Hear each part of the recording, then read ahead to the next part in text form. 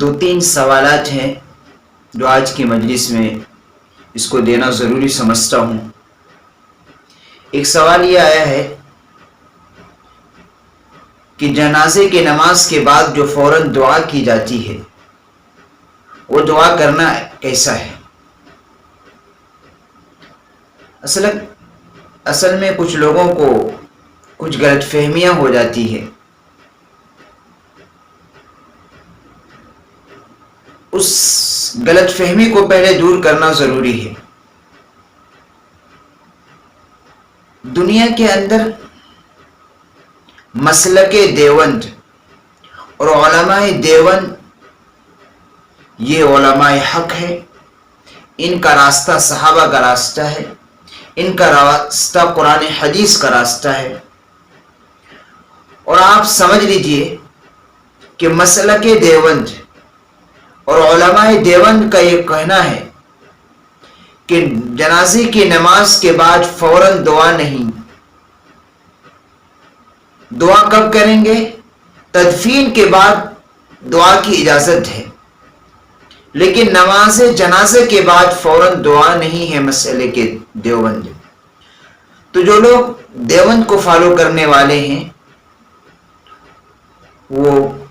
انہیں اس بات کو معلوم ہونا چاہیے کہ جنازے کے نماز کے بعد فوراً دعا نہیں۔ بلکہ جو مسلک بریلوی کے لوگ ہیں وہ لوگ ان کے دلائل ہیں جو بالکل ناقابل قبول ہیں، غیر معتبر ہے۔ وہ کہتے ہیں کہ نہیں، نماز جنازے کے بعد بھی دعا کرنی چاہیے۔ یہ ان کی اپنی من گھڑت ایجاد ہے۔ اسی طریقے سے لوگوں نے ایک بدعت یہ بھی نکال لی کہ جب تدفین کے بعد 40 قدم چلتے ہیں تو پھر وہاں کھڑے ہو کر چند سورتوں کی تلاوت کی جاتی ہے، پھر وہاں بھی دعا کی جاتی ہے۔ یہ بھی ایک بدعت ہے۔ علماء دیوبند اس کو بدعت کہتے ہیں، اور حقیقتاً یہ بدعت ہے۔ بدعت ہر وہ عمل کہلاتا ہے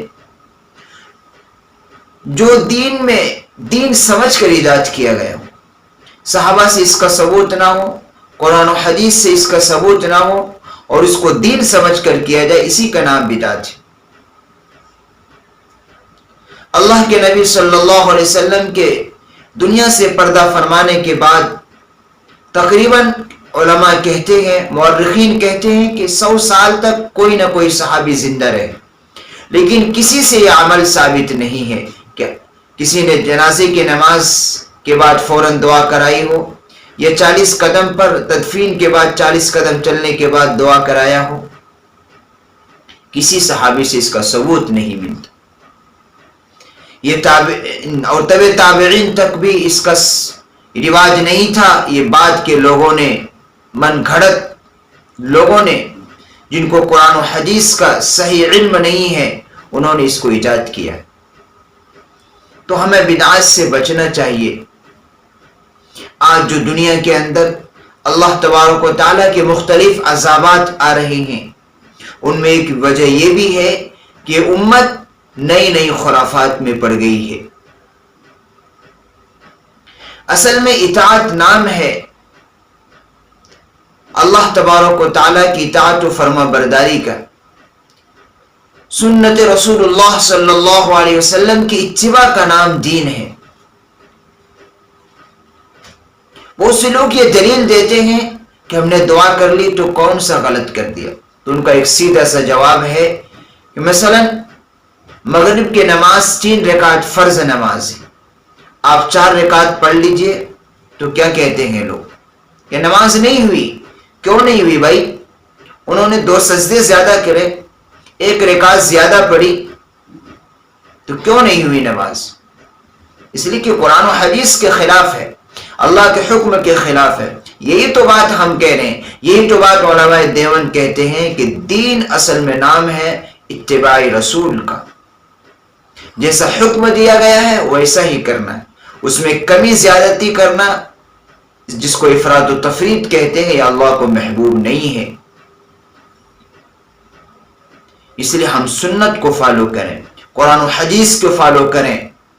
ہم سنی سنائی بات پر کان دھرنے کے بجائے ہم علماء سے، علماء دیوبند سے جڑے رہیں. یہی علماء حق ہے، اور انہوں نے قرآن حدیث کی صحیح تشریح کرنے والے یہی لوگ ہیں. یہی قرآن و حدیث اور سنت رسول اللہ کی پیروی کرنے والے لوگ.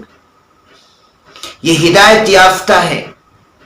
اللہ تبارک و تعالیٰ نے ان کو سینے کو علم و حکمت سے منور کر دیا ہے.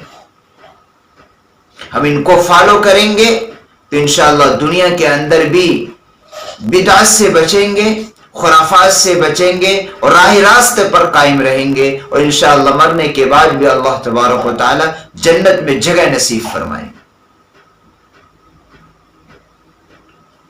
تو اچھی بات ہے لوگ معلوم کر رہے ہیں. جب تک آپ سوالات نہیں کریں گے تو آپ کو معلوم نہیں ہوگا. اسی طریقے سے بہت سے لوگ 10ویں 40ویں اور برسیاں کرتے ہیں، یہ بھی بدعت ہے. بلکہ بعض علماء تو کہتے ہیں کہ 40ویں کا کھانا کھانا اور کھلانا یہ دونوں حرام ہے.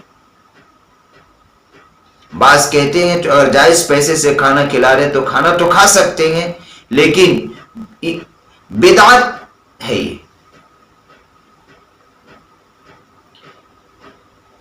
اس لیے ہمیں چاہیے کہ ہم دین کی صحیح معلومات کو حاصل کریں اور اس کو فالو کریں.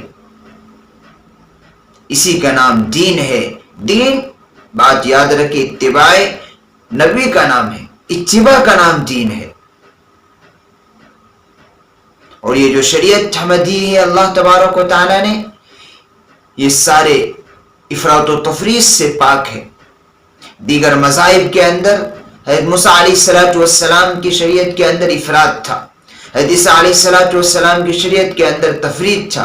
اور یہ امت محمدیہ کو جو شریعت دی گئی ہے اللہ تبارک و تعالی نے، یہ شریعت افراط و تفریط سے پاک ہے. اس میں نہ زیادہ سختی ہے نہ زیادہ نرمی ہے. قرآن تو خود کہتا ہے لا یکلف اللہ نفسا الا وسعها. اللہ تبارک و تعالیٰ کا ایک بھی حکم ہماری طاقت اور وسعت سے باہر نہیں ہے. اللہ پر ہم قربان جائیں. اللہ تبارک و تعالیٰ نے اپنے بندوں کو اور بندیوں کو اسی حکم کا مکلف بنایا ہے جو ہمارے اندر اس کی استطاعت اور اس کی ادا کرنے کی کیپیسٹی اور ہمت ہے. اتنے حکم کا ہمیں اللہ نے مکلف بنایا. وقت نہیں ہے ورنہ اس کی تشریح کی جا سکتی. اس لیے ہم اللہ تبارک و تعالیٰ سے دعا کریں، اللہ کی محبت کو مانگیے، اور اللہ تبارک و تعالیٰ سے دعا کریں اللہ تبارک و تعالیٰ ہمیں دین کی صحیح سمجھ بوجھ عطا فرمائے.